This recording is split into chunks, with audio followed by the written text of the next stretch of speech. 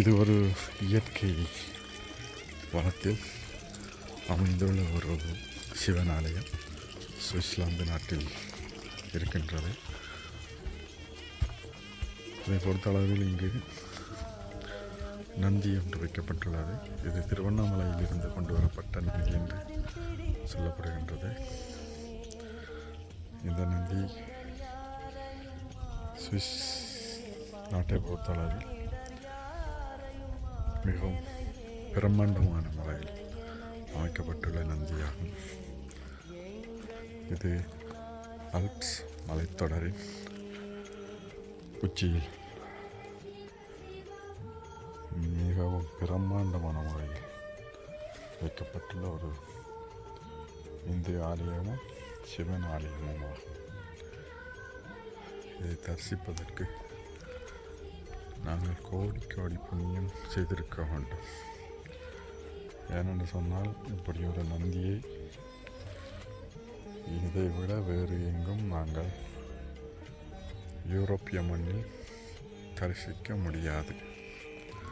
அந்த அளவுக்கு பிரமாண்டமும் இயற்கை வளத்திலும் அமைந்துள்ள ஒரு ஆலயம், அதுவும் ஒரு சிவன் ஆலயம்.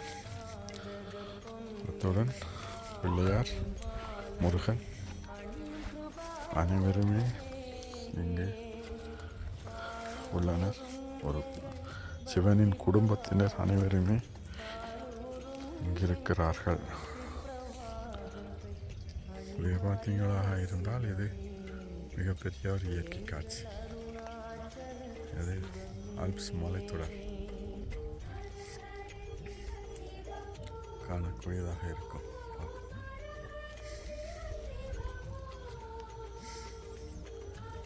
பார்த்தீர்களா, அனைத்தும் இயற்கை.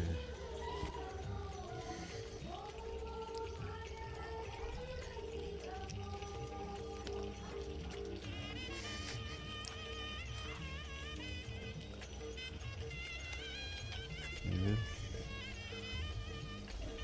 ஆலயத்தின் விலாசம் இதில் இணைக்கப்பட்டுள்ளது. விரும்பியவர்கள் இந்த ஆலயத்திற்கு வந்து தரிசிக்கலாம்.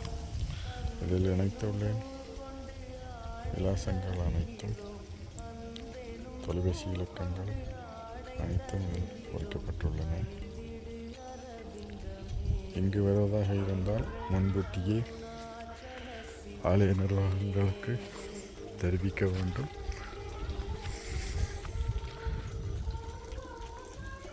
நீங்களும் வந்து தரிசிப்பவர்கள் இங்கு வந்து